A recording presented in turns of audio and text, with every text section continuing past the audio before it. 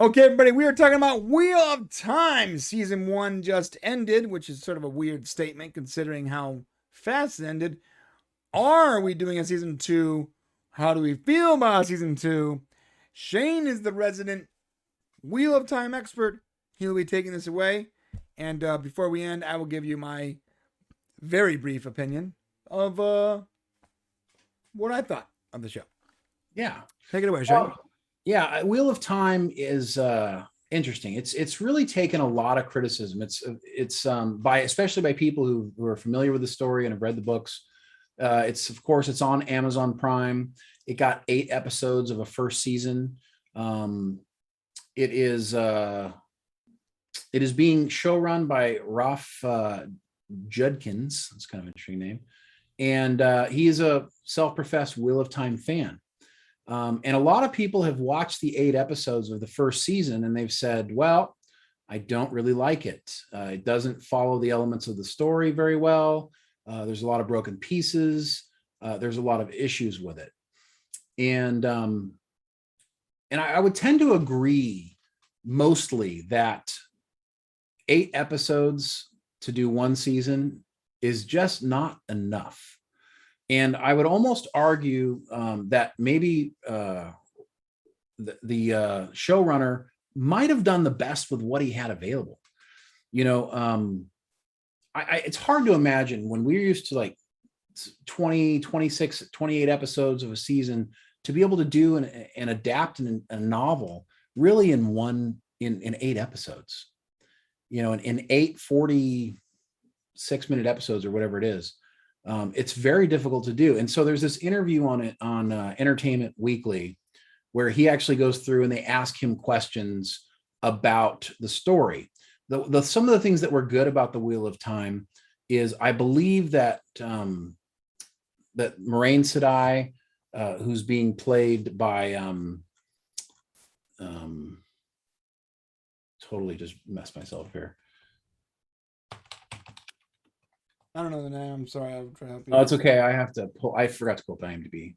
Rosamund, yeah, it's Rosamund Pike. You know, she's playing a great Moraine. If you're a fan of the book and you look at the character, in my opinion, I think she's actually portraying that character very well. And I now have a hard time imagining her really being anybody else. But there are elements to the story that people are criticizing, and there are some story changes and there are some things happening. The showrunner kind of talks about it like, look, you know, this is a very complicated story, a book where, especially in the first book, it's very centered on one character. And so he's had to kind of pull things from, you know, and try to, you know, show each character as an ensemble cast, even though maybe at this time in the book, that's not really what's happened. And going into season 2, it's actually going to be pieces of the second book and the third book utilizing to bring the story all together. The ultimate goal is, I believe, to have multiple seasons and to complete the entire story. What's lacking in this is he's got to leave so many things off because the season's so short. Amazon wanting to bring this to us to view is, you know, I appreciate it. As a fan of Wheel of Time, I want to see an adaptation of the story on the big screen, so that way I can enjoy it again from a different sense. But it's limiting the ability for us to enjoy it by handcuffing the showrunner. Some people would argue there's more things he could do. I would argue that there's very little he can do to flesh out some of these scenes and some of the things happening in these ginormous cities that have thousands of years of culture. It's just incredibly difficult to do. And I don't know how you're supposed to forward the story and flesh everything out. Now, he's not complaining he only got 8 episodes. But I think from a person who watches this, and I mean, they're literally trying to do 17,000 pages. I mean, how do you do that in such a short period of time and really tell the full story? I don't know. But this first season was, I mean, there's some good and bad. The characters are semi true to who they are. There are a lot of changes. But ultimately, I think it's worth giving it a second season to take a look at it. Now, if you're bored by it and you're not enjoying it, and you didn't read the books, then that is a valid criticism. And I think Brian has that stance on it. If you're not enjoying it and you've watched the first season, then this may not be the show for you. But if you're an avid fan of the books, I would say give it another season and judge it on its merit going into the second season. We have a new character for Matt Cawthon's character, which I thought was going to be weird, but the way the showrunner talks about it, this person is a much more lighter, jokey. It's going to more bring out the character and who, instead of the brooding Matt Cawthon, this guy's able to do both. So I'm very curious to see where that goes. Anyways, Brian, what do you think? Yeah, everything you said is pretty much spot on. So the reason I'm not enjoying it is because I just don't understand the characters, their motivations, their little intricate little details, what makes them special, why they like this, or why they like this person, or don't dislike that, or whatever. I don't understand their details enough to really enjoy the characters, and all the characters, all of them, because they picked actors and actresses that are I don't want to say the word generic, but like not super well known. I can't even attach that the actor's personality to that character, Right, to get involved. So you want me to get involved in this big giant world in eight episodes with characters that I know nothing about. I don't understand their personalities. I don't know if they're witty or sarcastic or angry or brooding. I don't know. And there's honestly not enough time for me to find out in the first place. And as far as my character is concerned, the pace of it is already slow. And then there's so many details left out that I can't determine without going to do the research, which then just puts me out of the story. So yeah, that I think that is an issue with it. It's, there's so many things happening. I think the showrunner talks about it where he's like, look, we're trying to adapt, like, I don't know what they said, how many main characters there are. Like, let's see, I think there's something like, I don't know. He said there's a lot of characters, 50 or 60 main characters. How do you adapt them all into a series? You really can't do that. And so I think that there's a lot of assumptions. Like when you watch from the very first episode and there's a battle and then Moiraine shows up. And I think there are things there that would be hard to understand if you didn't read the books, to get a picture like, what is a wisdom? What is touching the source? What are all these things? So those are lacking, but I think that's purely a problem of not enough time. Right. You have 8 episodes. It's not enough time to, delve out these characters. I mean, you're dealing with 6 or 7 main characters that all need time, and you've got 8 episodes, and then you have to tell a story where they're traveling halfway across their realm again, and they picked actors and actually probably because of this purpose, probably so they could tell a clean story. But because you don't have time, I can't even attach the normal personality traits that I already know about actors to these characters. So they're just blank faces to me. They're people you pass on the street. I have no connection to them whatsoever. Yeah, that makes sense. And I'm sorry that that's happened for some people, because I got to tell you, the Wheel of Time stories are just absolutely fascinating. And it's just going to be tough for them to do this. I want to give it another season. I'm going to give it another season. The first season I wouldn't say was great. And this is what I would say about it. Some people have the thought, well, I'd rather not watch anything than watch this. Or maybe look at it the other way is, if it's going to happen, this is all you've really got. So you got to give it a shot. And, especially if it's something that you love. And I would just say, let's give them another season to see what happens. Could they have gone back and fixed a lot? Yes. Should they have made changes? They didn't. Probably not. But by listening to his interview and kind of listen to him talk, I almost feel like he didn't have a lot of choices. Brandon Sanderson, who actually finished The Wheel of Time, Robert Jordan passed away before he finished his stories. And Sanderson, who's a very accomplished fantasy writer, came in and finished off the books based on the notes that Robert Jordan did. He was actually brought in as a consultant for the show. And he did tell the showrunner, he's like, look, the book people probably aren't going to dig this. And, so it's true. And I just think there are limitations. If you don't give them 15, 16 episodes a season, I'm just not sure that this story can be told properly.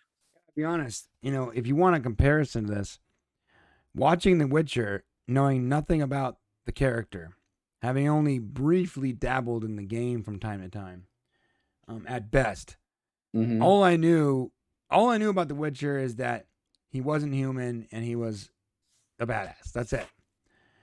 Knowing nothing about the universe, they chose to focus on 4 characters, right? Yeah. The Witcher, the witch, some kid, and the bard. And luckily, the bard's traveling with the Witcher, so his story is intertwined. And what they do is they have an episode for the Witcher, and they have an episode for the witch, and they have an episode for the kid, and then the bard and they start meeting up, and some of their paths are crossed, and you're fleshing out the characters within the same episode. The Witcher was so efficient with its time that even though I was confused about the universe, I became invested in the characters. Right. And it made me want to watch more because I'm like, oh, well, now I want to know what this is about. What's this thing is about? What's about with the horse? Whatever, because now I'm invested in the characters. So when you have this big of a story and you only have so many time to tell it, maybe instead of trying to flesh out the an entire universe that detailed in 8 episodes, maybe just focus on pick the top 5 characters and just make it about them. Make the story about them. That set that their origin story or whatever. I don't know. Yeah. Well, no, that's a good idea. The problem in this book is that these characters all had to be in the story. Like if you would have removed them, it kind of removes critical parts of the story. It'd be like removing important members of the Lord of the Rings, because you didn't have time to flesh them out. We all know the most important member of Lord of the Rings was Samwise. He was the glue that held that ragtag team of freaks together. You know it. In reality, he offered nothing. You're right. Yeah. Nothing. he didn't. Yeah. Well, it'll be curious to see what happens with the Wheel of Time. They're committed to having lots of seasons. I hope it gets better. Sometimes it's just kind of the way it works. It starts out kind of, Hey, you know what? That's how I keep bringing up Agents of S.H.I.E.L.D. because that's what happened. Now that show had 13 characters, and the first season was an absolute disaster. Right. I didn't know or care about anybody. They were trying to tell a story that connected to Marvel in some way, and it was just dumb. But as time went on, I fell in love with these characters. Yeah. And they morphed and they evolved and they changed in front of my eyes. It's entirely possible that happens here, but I do not think it happens in 8 episode sets. No, I don't think so. And I think that if you're new to the series, there's just no way for you to really fully comprehend what's going on. And why is there no setup? When they have a movie, how the first 10 minutes is dedicated to sort of a really cool sort of montage or some kind of setup to give you a crash course on how that universe, the basic principles of that universe works before they get into the meat and potatoes. They kind of tried to, they showed the Red Aja, hunting down a man, and they showed. If you rewatch it again, you'll kind of see how they're setting it up or trying to, but I don't think they do a good job of explaining really who the Dragon Reborn is, or what the one power is and the source and how I don't think they do a very good job of fleshing all that out. And it's extraordinarily detailed. It takes lots of books to really get a good grasp on exactly what the heck's going on. And I just think that they have their hands. I just don't know how much more they could have done and still flesh out the story. Now I know they added things that were not in the first book because they wanted to develop the characters for future seasons early, because some of these characters didn't get much attention in the first book. And so he kind of took pieces and created things, and whether that's good or bad, has been mostly probably bad up to this point, but maybe later on that pays off for us if we're willing to be patient for it. Well, I'm down to try, because going back, I'm thinking about AOS. I'm like, oh, you know what? That's exactly what I'm feeling about this. Is how I felt about AOS, and that was like, the way that show ended was, it was like losing a loved one that died on their deathbed, at the ripe old age of 102, happy as hell. It was just a wonderful ending. So maybe it's possible. They're gonna have to come out kicking and punching, though. They're gonna have to come out hot. Yeah, they gotta come out. Yeah. One thing about this, I do feel like the main character is Moiraine, right? Yes. Well, she's one of the main characters. Rand ends up becoming the real main character as the Dragon Reborn, but yeah, it's an ensemble cast. So while the actress is a great actress, I don't feel like she's her, unless this is the way she was supposed to be portrayed. She doesn't seem, what's the word, alpha enough to me. She's not supposed to be. So the alpha is the Red Aja. Rosamund Pike is playing Moiraine pretty much precisely as Moiraine should be played. Okay. And later on, what you're going to learn is, hopefully if they do it, one of the most fascinating things about the Wheel of Time is the whole Aes Sedai thing, and the level of women. It's like the military in a way. You start at the bottom and you got to be trained, and they get different colors, and that means they have different roles. And, the Red Ajas are supposed to go out and, keep the men from destroying the world, from getting to the one power before they go crazy and start destroying things. It's a very, as men, we really like to just destroy everything. Well, it's if you go back and look at the story, that's one of the criticisms people have about this, is that they're like, oh, whoa, okay, I get it, men are the bad guys again, right? And it's like, well, this was written actually in the early 90s. Yeah, this predates all that nonsense. It does, and so it kind of doesn't mesh well, with what's going on right now and everybody's frustrations. But this story was written specifically with this whole idea that men and women could touch the one source, and then one character, the Dragon Reborn, decided to, do something about the Dark One, and ended up tainting for all men.